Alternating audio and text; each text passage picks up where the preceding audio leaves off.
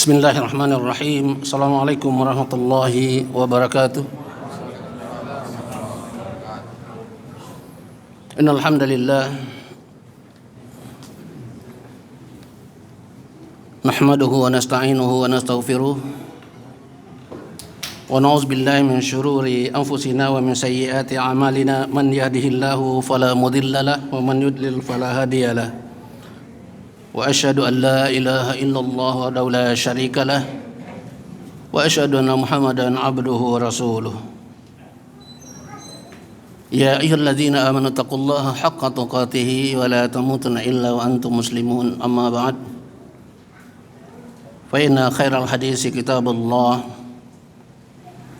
wa khairal hadi hadi Muhammadin sallallahu alaihi wa alihi wasallam.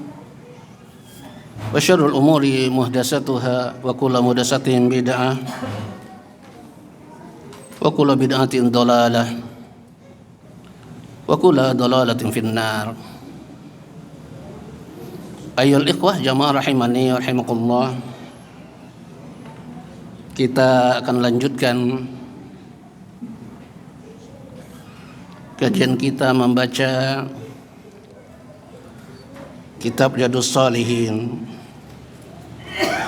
di mana kitab ini adalah merupakan kitab yang sangat berharga bagi kita dan keluarga kita, karena di dalam kitab tersebut adalah dibahas kaidah-kaidah yang agung di dalam Islam dan hal-hal yang sifatnya adalah pengetahuan kaum muslimin serta untuk diamalkan. Jamaah rahimani rahimakumullah, kita masih berada pada bab ikhlas menghadirkan niat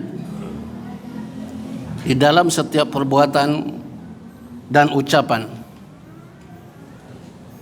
baik yang zahir atau terang-terangan maupun yang tersembunyi. Pada bab ini Al-Imam menurunkan 12 hadis,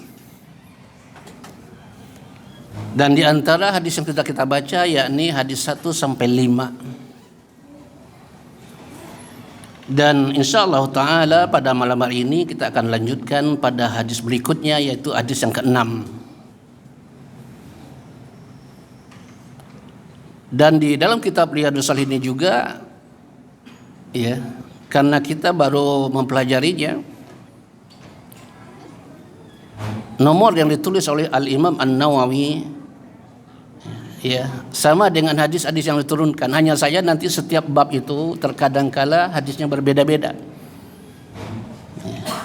Di antaranya adalah pada bab ini hadisnya cuma 12 hadis, bahkan tidak tertutup kemungkinan nanti di bab yang lain babnya mungkin lebih daripada 12 hadis. Kemudian jamaah rahimani rahimakumullah, kita akan lanjutkan pada hadis yang ke-6, di mana hadis yang ke-6 ini sebuah hadis yang diriwayatkan oleh Abi Ishaq atau an Abi Ishaq Sa'ad bin Abi Waqqas, Malik bin Wahib bin Abdul Manaf, Ibni Zuhrah, Ibni Kilab, Ibni Murrata, Ibni Ka'bin bin Lu'ay Al-Qurashi Az-Zuhri radhiyallahu anhu. Artinya dari Abu Ishaq Sa'ad bin Abi Waqqas, Malik bin Uhaib bin Abdi Manaf bin Zuhrah bin Kilab bin Murrah bin Ka'ab bin Lu'ay Al-Quraisy Az-Zuhri radhiyallahu anhu. Mudah-mudahan Allah Subhanahu wa taala meridainya. Ya. Dia berkata bahwa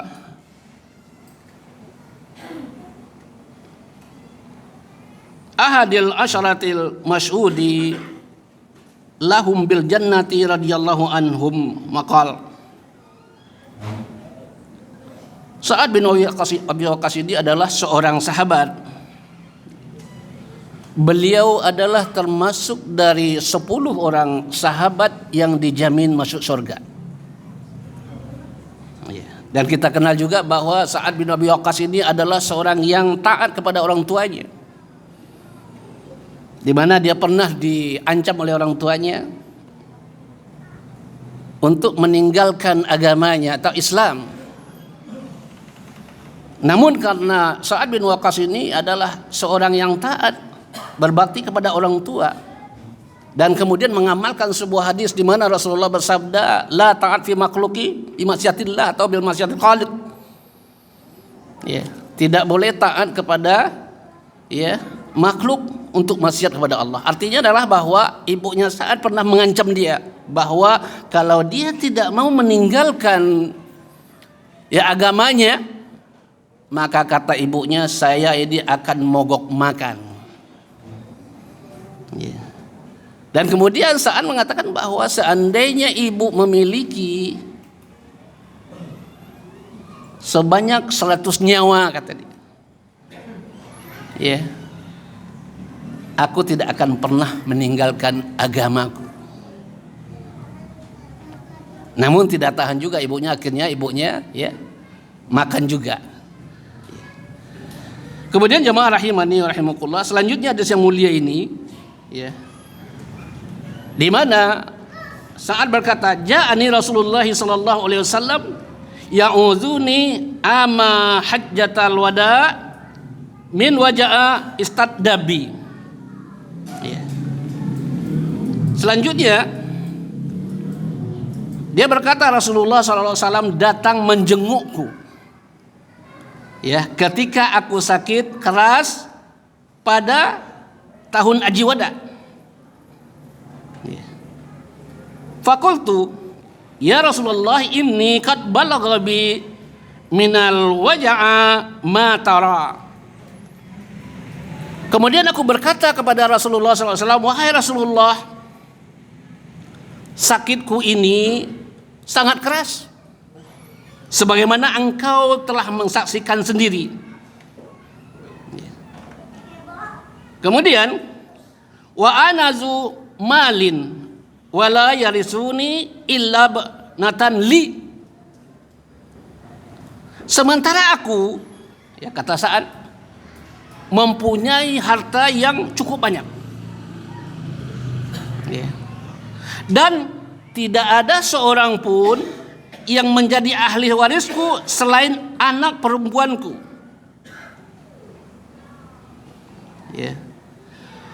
Fa atasaddaqu bisulusi mali, qal la. Bolehkah aku menyedekahkan hartaku itu 2/3 dari hartaku itu?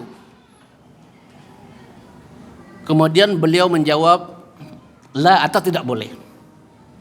Tidak boleh. Selanjutnya, qultu fasatlu ya Rasulullah. Aku kembali bertanya kepada Rasulullah, bagaimana kalau hartaku itu aku sedekahkan setengahnya? Lagi-lagi Rasulullah menjawab, la. Beliau menjawab, tidak boleh. Tidak boleh. Kemudian selanjutnya, qultu fasulusu ya Rasulullah. Lalu aku bertanya lagi, bagaimana jika hartaku itu aku sedekahkan 1/3, wahai Rasulullah? Nah kemudian Rasulullah mengatakan, qal sulusu wa sulusu kasir au kabir. Beliau bersabda, kalau engkau mau sedekahkan hartamu 1/3, boleh. Dan 1/3 itu, kata Rasulullah SAW, banyak atau besar nilainya. Kemudian, innaka antazara warasalata agniya khairun min antazarahum alatan yatakaffafuna nas. Kemudian sesungguhnya, kata Rasulullah SAW, jika kamu meninggalkan ahli warismu dalam keadaan kaya, maka itu lebih baik daripada kamu atau engkau meninggalkan dalam keadaan miskin, sehingga mereka harus meminta-minta kepada manusia.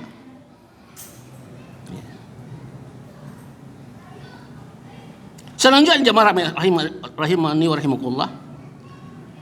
Wa innaka lan tunfika nafaqatan tabtaghi biha wajha Allah illa ujirta 'alaiha hatta ma taj'alu fi imra'atik.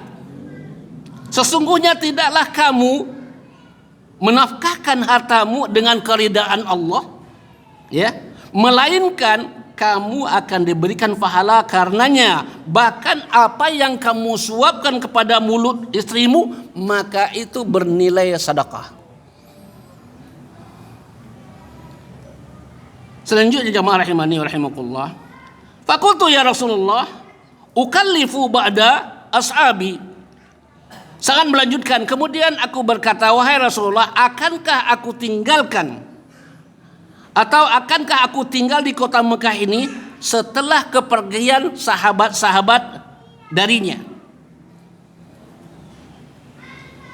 Kemudian jemaah rahimani wa rahimakumullah, qal innaka lan tukhallafa fata'mala amalan tabtaghi bi wajhallahi illa darajatan wa rif'atan. Beliau menjawab, sesungguhnya tidaklah kamu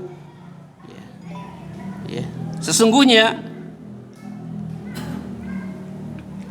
tidaklah kamu ditinggalkan lalu kamu mengerjakan suatu amalan yang kamu niatkan karena mencari ridha Allah, melainkan dengan derajat dan ketinggianmu itu akan bertambah.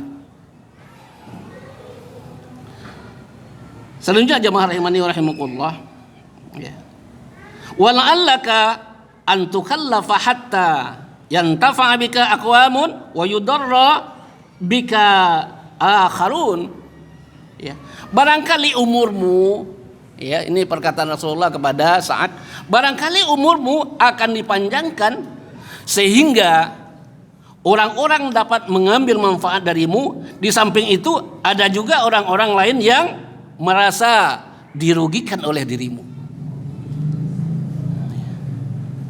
Kemudian jemaah rahimani wa rahimakumullah, Allahumma amdi li ashabi hijratahum wala taruddahum ala aqabihim.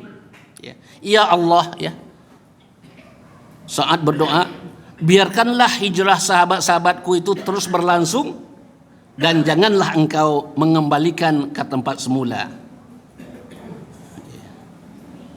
Lakin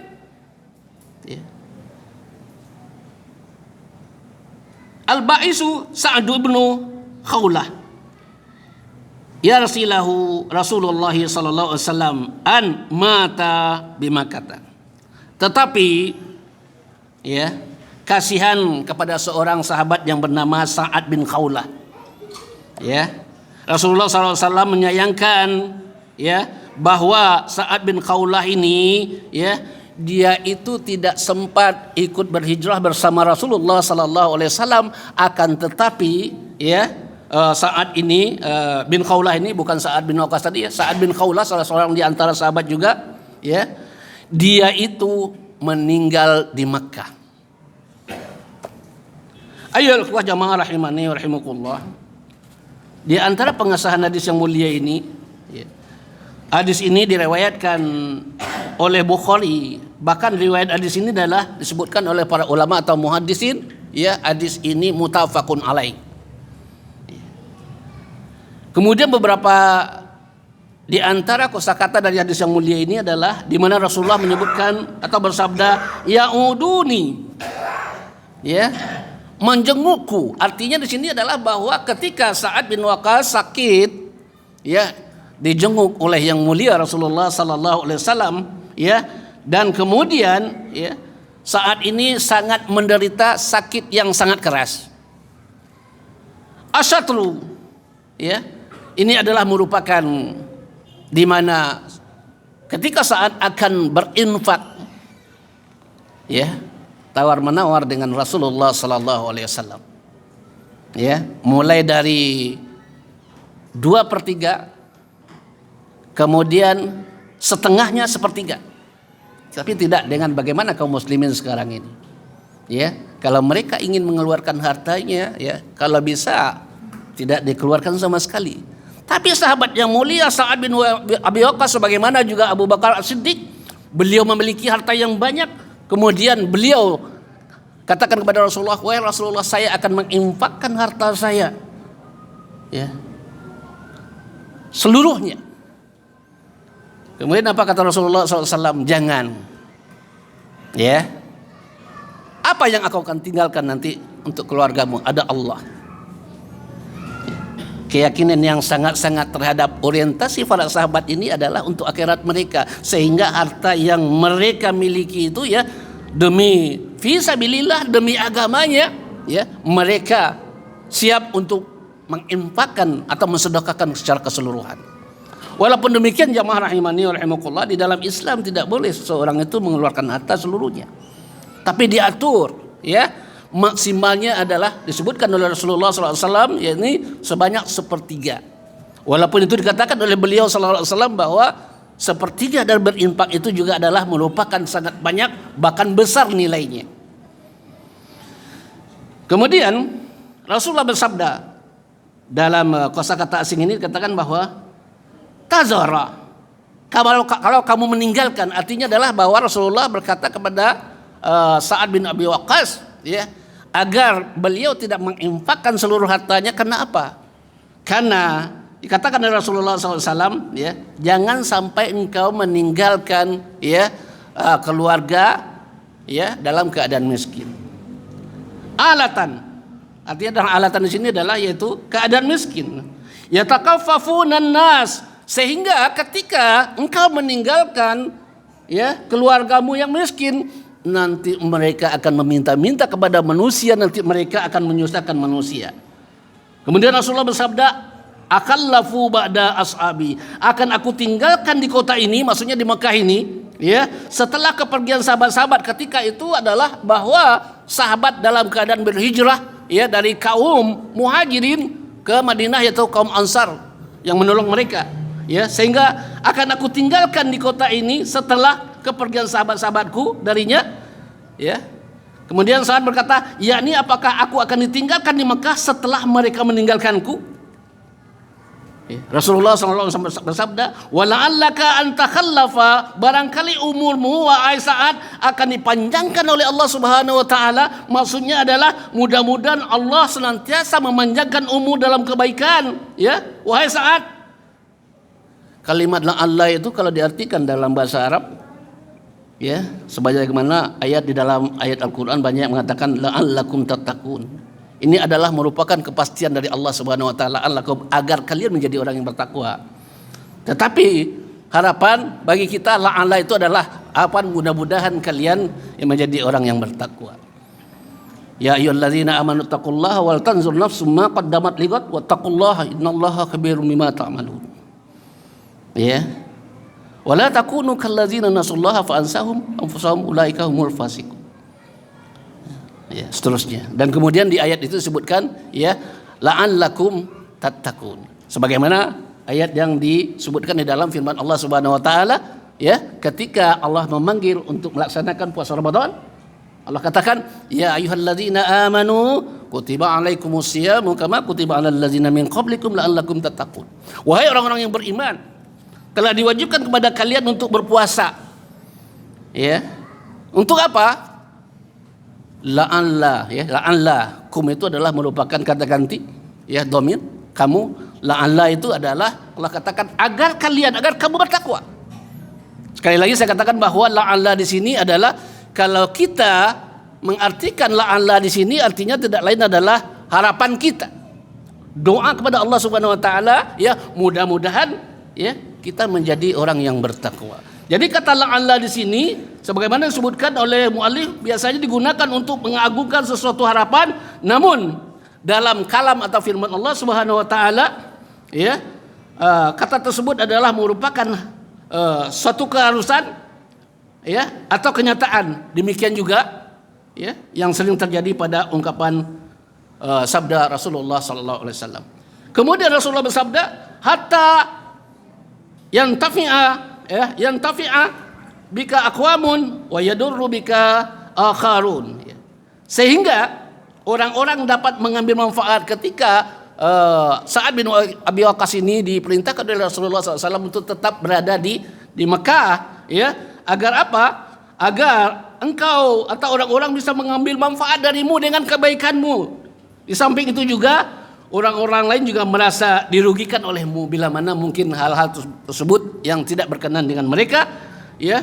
Dan kemudian juga disebutkan di sini ini adalah merupakan pemberitahuan dari Rasulullah SAW tentang hal-hal yang sifatnya gaib. Ya, kita tahu bahwa pada umumnya manusia, siapa saja orangnya, hatta malaikat tidak tahu dengan yang gaib. Tapi ketika Rasulullah SAW mengetahui tentang yang gaib dengan apa? Dengan wahyu. Ya, sebagai contoh ini adalah yang belum terjadi Rasulullah sudah sebutkan. Namun ada suatu kisah di dalam kitab Sahih Muslim bahwa ya, ketika Rasulullah melewati kuburan, ya, beliau katakan kepada sahabat, 2 orang penghuni kubur ini, kata Rasulullah, sedang diazab di dalam kuburnya. Dari mana Rasulullah tahu diazab? Orang dalam kubur gaib. Ya. Kemudian sahabat bertanya, wahai Rasulullah, sebab apa orang ini kok diazab? Perkaranya tidak masalah besar, kata Rasulullah, tetapi hanya sepele saja. Apa diantaranya? Ya. Yang pertama, orang ini, ya, kalau buang air kecil, ya, tidak mau bersuci. Sementara yang kedua, orang ini suka namimah, adu domba, ya. Maka dari itu Rasulullah SAW ambil pelepah kurma, kemudian beliau belah.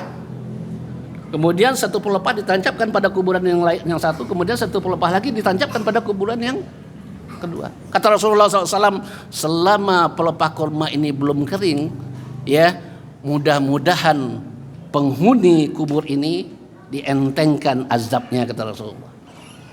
Ya, berarti yang dikubur itu adalah kaum muslimin.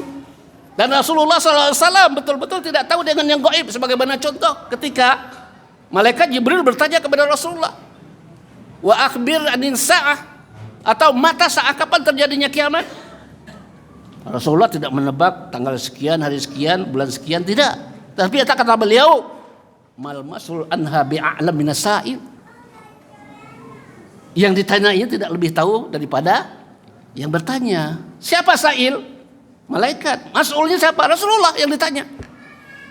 Ya, kalau engkau mau, ya, aku kasih tahu saja tanda-tandanya. Apa diantaranya? Yang pertama kata Rasulullah adalah apabila seorang budak melahirkan majikan. Kemudian yang kedua adalah apabila seseorang yang datang dari desa, dari kampung dengan telanjang, dengan tidak bersendal, ya, kemudian datang ke Jakarta membangun gedung-gedung bertingkat. Nah, aslinya Rasulullah SAW memang tidak tahu dengan sebagaimana hadis yang mulia ini. Ya. Bahkan para sahabat ketika malaikat datang juga tidak tahu. Mereka tanya kepada Rasulullah ketika ditanyakan, ya Muhammad, akhbirni anil Islam. Disebutkan 5 poin rukun Islam, disebutkan 6 poin rukun iman, sebutkan 1 poin rukun ihsan. Ya. Kemudian Rasulullah bertanya kepada sahabat, ya, apa kata Rasulullah? Tahukah kalian siapa yang tadi datang itu? Wallahu a'lam. Kemudian Rasulullah bersabda, atani Jibril yu'allimukum dinakum. Yang tadi datang itu adalah malaikat Jibril untuk mengajarkan agama kepada kalian. Datangnya tiba-tiba, kemudian ya menghilang juga secara tiba-tiba.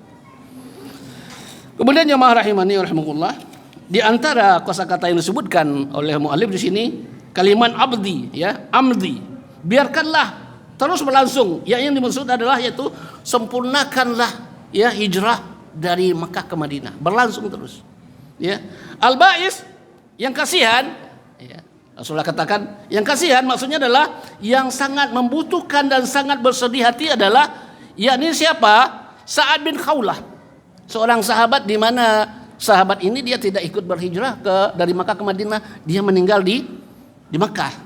Ya, salah seorang dari kaum Muhajirin, ya, yang pertama, kemudian sahabat yang ikut di dalam perang Badar. Ini adalah salah satu di antaranya Sa'ad bin Khawlah. Tapi dia tidak meninggal di Madinah, dia tidak ikut berhijrah bersama Rasulullah sallallahu alaihi wasallam, ya, tetapi dia meninggalnya adalah di Makkah. Padahal dia ikut perang Badar. Nah, dia adalah suami dari istrinya yang bernama Subai'ah. Ya.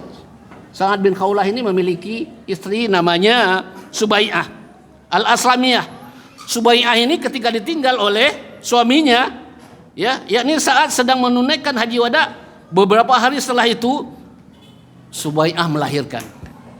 Ya, melahirkan.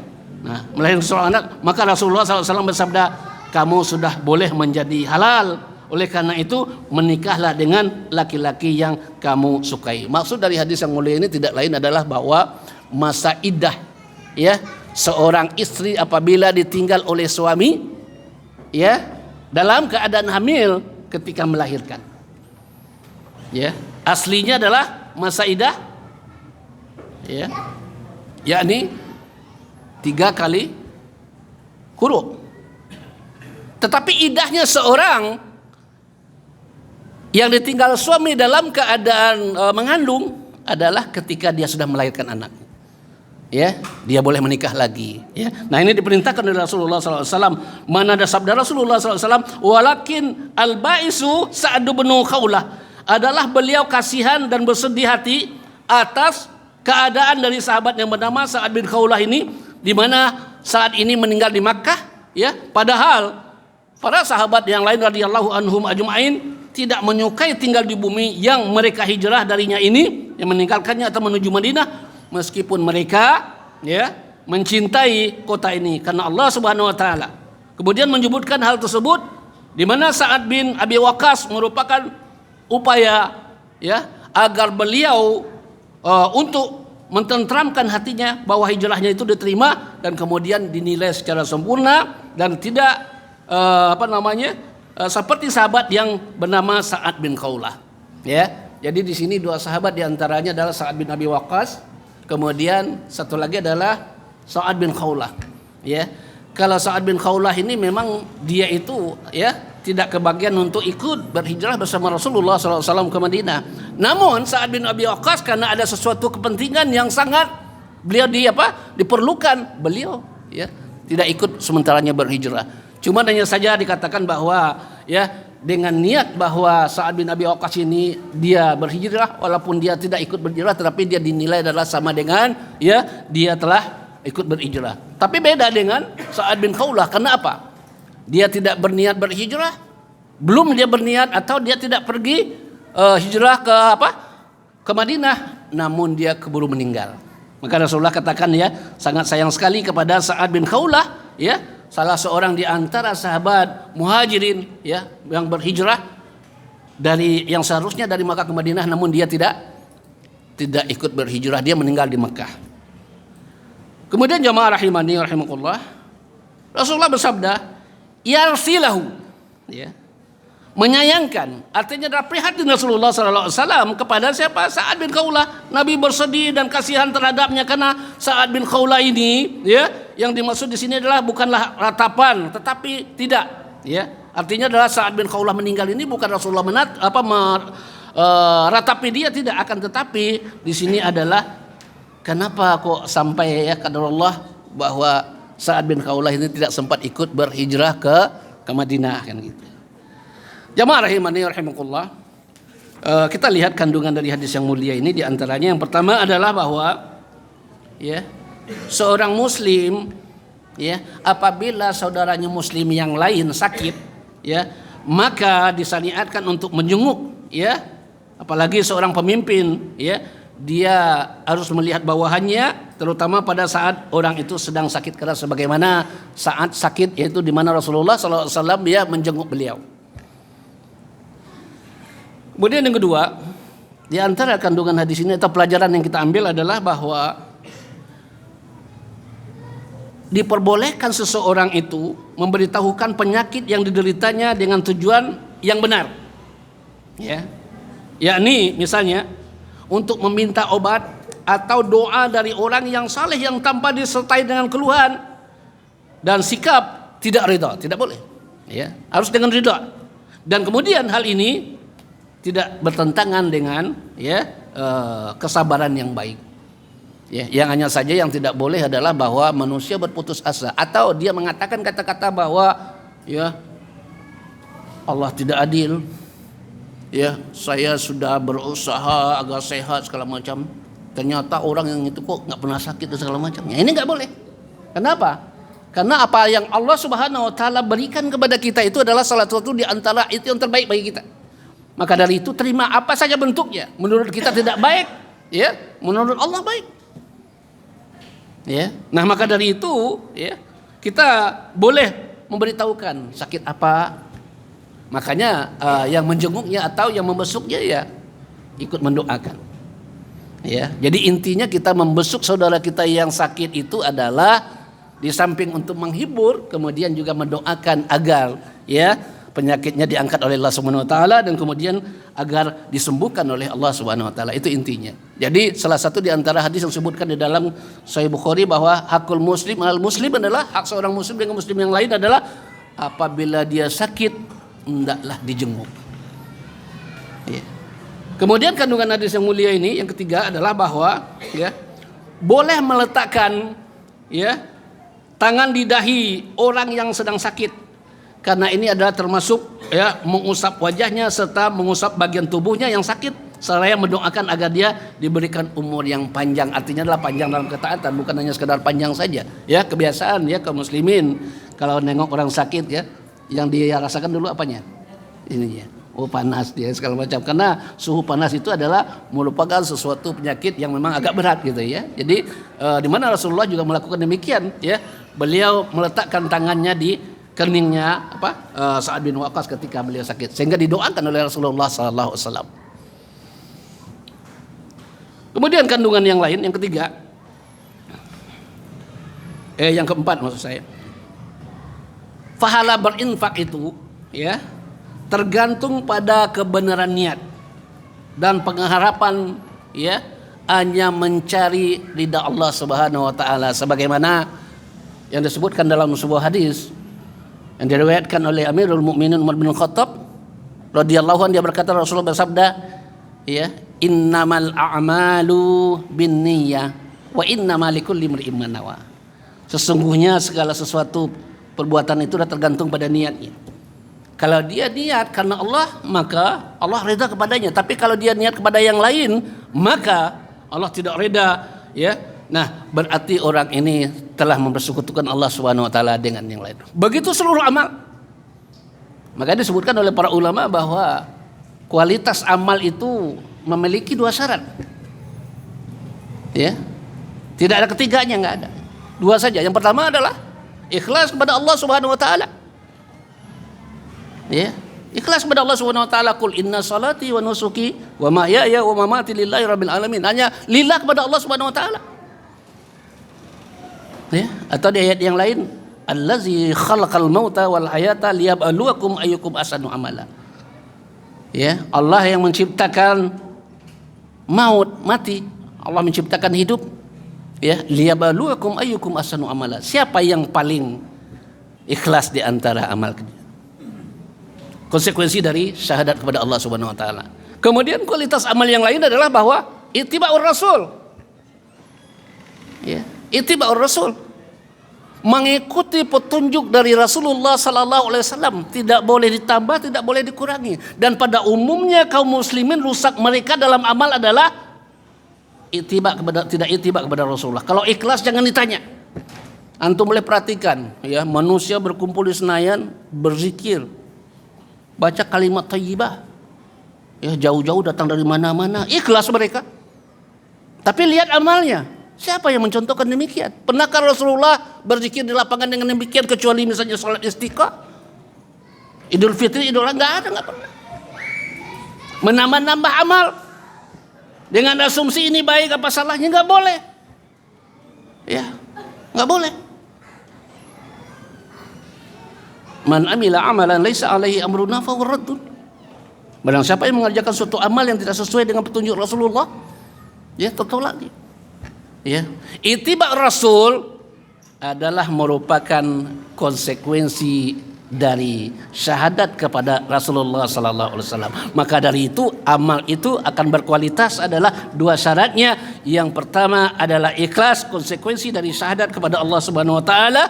Yang kedua adalah ittiba'ur rasul atau mutama'ah, konsekuensi dari kita bersyahadat kepada Rasulullah sallallahu alaihi wasallam. Kemudian ikhwan fillah nazakumullah, di antara faedah atau kandungan hadis yang mulia ini yang kelima adalah bahwa dibolehkan mengumpulkan harta. Mengumpulkan di sini jangan dipahami untuk menumpuk-numpuk, bukan. Karena apa? Karena orang yang mengumpulkan harta itu dari yang halal tentunya, harta tersebut tidak boleh digolongkan sebagai harta simpanan jika hak zakatnya telah ditunaikan. Orang-orang yang menumpuk-numpuk harta itu dia tidak mengeluarkan haknya. Padahal sudah diketahui bahwa apabila seseorang memiliki harta dalam nilai 96 gram maka keluar di situ 2,5%. Tapi ini nggak dikeluarkan. Gak ada bagaimana supaya banyak harta itu tapi tidak dikeluarkan hak. Nah ini namanya menumpuk-numpuk. Tapi di sini mengumpulkan tidak. Mengumpulkan terutama adalah dari mana diperolehnya. Dan kemudian keluarkan haknya. Inilah tanda orang bersyukur. Sebutkan oleh Ibnu Taimiyah rahimallahu taala bahwa tanda orang bersyukur itu yang pertama adalah dia tahu nikmat Allah. Yang kedua adalah dia bersyukur kepada Allah. Kemudian yang ketiga, dia keluarkan hartanya itu di jalan Allah Subhanahu wa taala. Pengeluaran harta secara yang wajib tidak besar, cuma 2,5%. Makanya orang bersikeras memandangkan zakat profesi. Seberapa sih zakat? Kalau dia misalnya bersedekah dengan tatawwu, semua harta dikeluarkan namanya sedekah. Sedekah yang wajib terkait dengan nilai. Sedekah yang sunat dan tatawwu tidak terkait dengan nilai, berapa saja boleh dikeluarkan. Tapi kalau dibatasi dengan zakat, sebutlah zakat profesi cuma berapa. Sedangkan zakat yang sudah ditentukan oleh Rasulullah SAW cuma 2,5%. Masih lebih itu apa? Jadi ada pandangan-pandangan yang mengatakan bahwa ada zakat profesi. Enggak ada zakat profesi. Yang ada zakat mal. Kalau mau jujur, mana yang lebih banyak mengeluarkan harta itu antara zakat dengan infak? Infak itu bahasanya adalah yaitu sedekah tatawwu. Sementara zakat adalah sedekah yang wajib. Bisa lebih besar kita mengeluarkan infak tetapi ini ada direkayasa dengan nama zakat profesi. Seberapa? Kalau orang itu ikhlas ingin mengeluarkan hartanya, ingin diberkahi oleh Allah Subhanahu wa taala, setelah zakat dikeluarkan, kemudian dikeluarkan yang tatawunya akan lebih besar nilai ketimbang zakat. Zakat cuma 2,5%. Kemudian jemaah rahimani rahimakumullah, kandungan yang keenam adalah bahwa di antara wasiat yang berupa harta tidak boleh lebih dari 1/3. Wasiat tidak boleh lebih dari 1/3. Dikeluarkan. Kemudian yang ketujuh di antara kandungan hadis yang mulia ini adalah bahwa memberikan nafkah kepada keluarga, dan ini mengandung pahala tersendiri. Jika pemberiannya itu dimaksud adalah untuk mencari keridaan Allah Subhanahu wa taala. Kemudian yang kedelapan, di antara faedah hadis yang mulia ini atau kandungan hadis yang mulia ini bahwa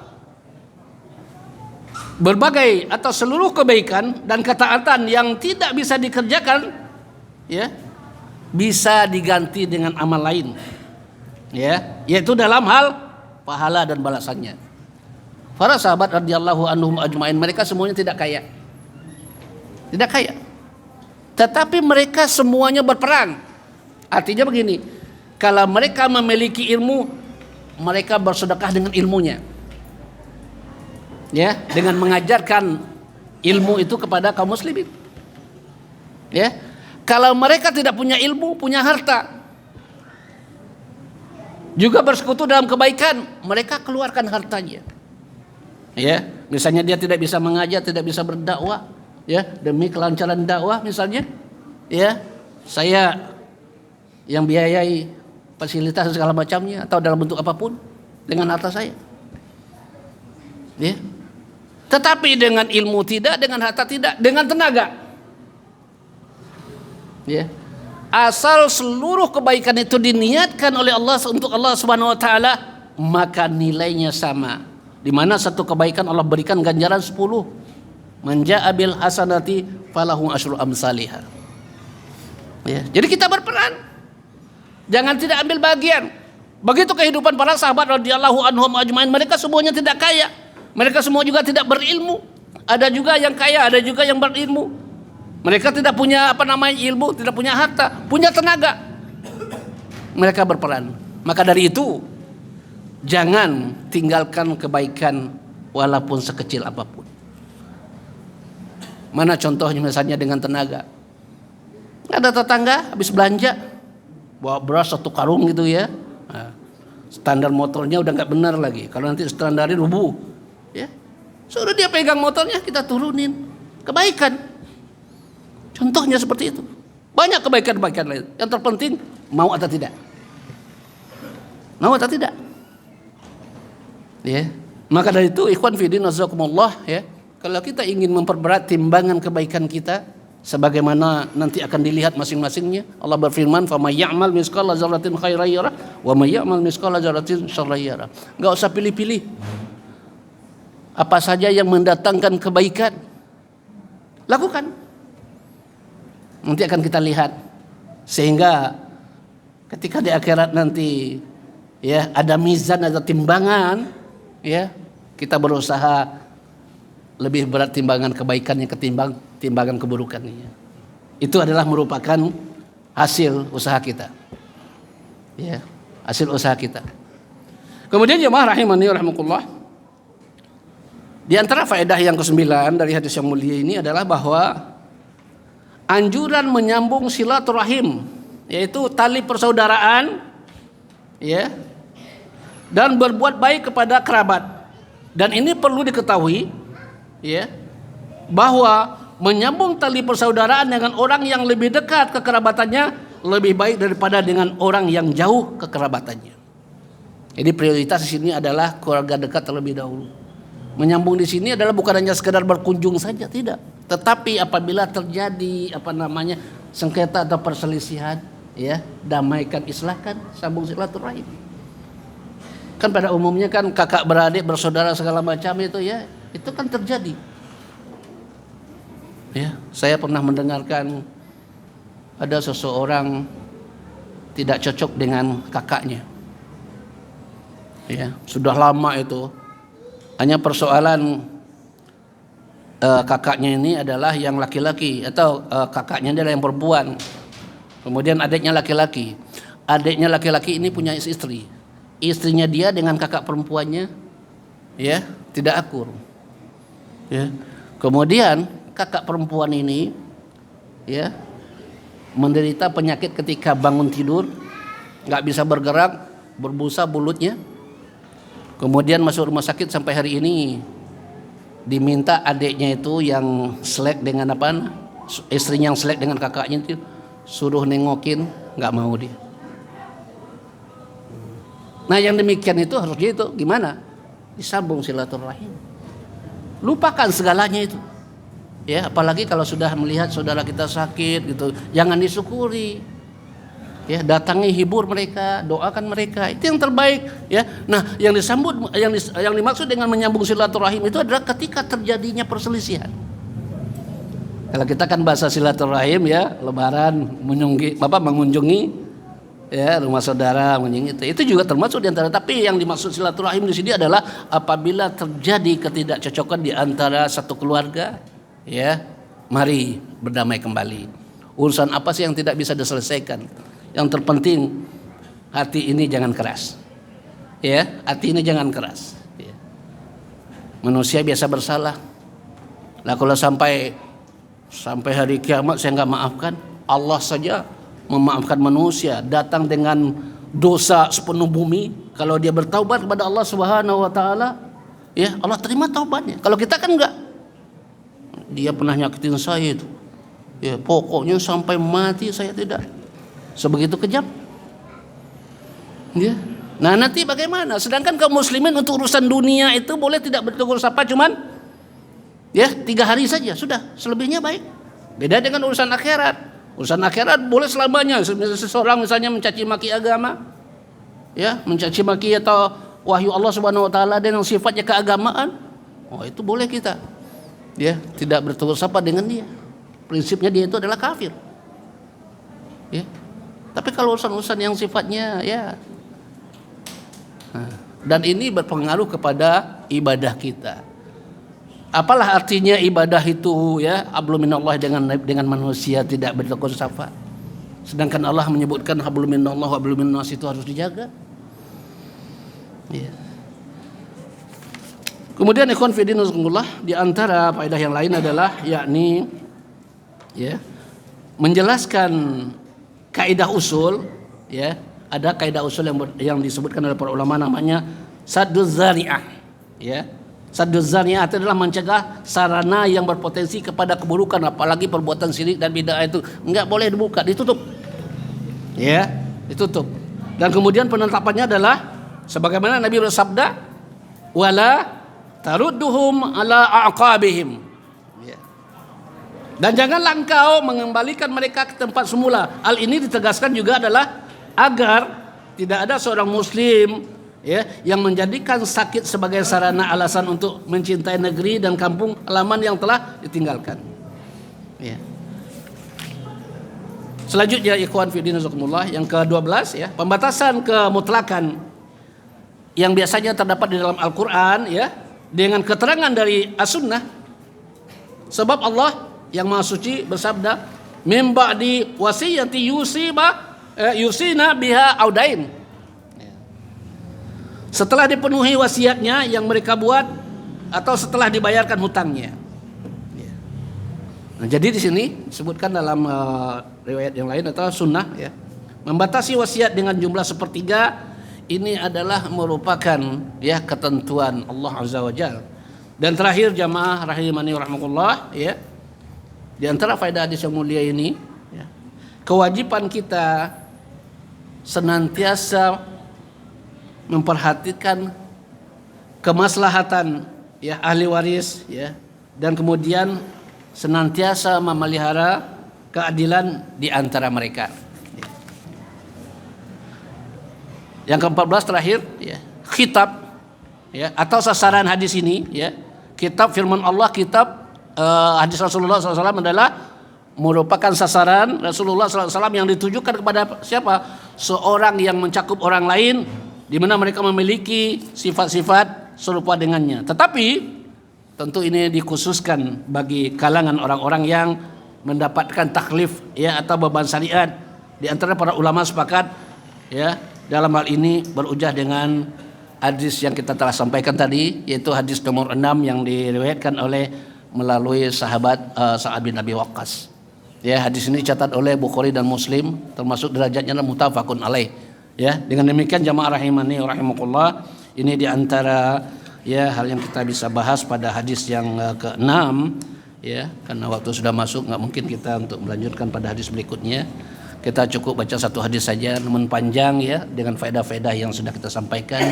Semoga Allah Subhanahu wa taala memberikan kemudahan bagi kita untuk memahaminya, dan lebih-lebih adalah bagaimana supaya kita bisa mengamalkan dari ilmu yang kita peroleh. Aku qauli hadza wa astaghfirullahal azim li wa lakum. Subhanakallahumma wa bihamdik asyhadu an la ilaha illa anta astaghfiruka wa atubu ilaik. Wa afu minkum. Wassalamualaikum warahmatullahi wabarakatuh.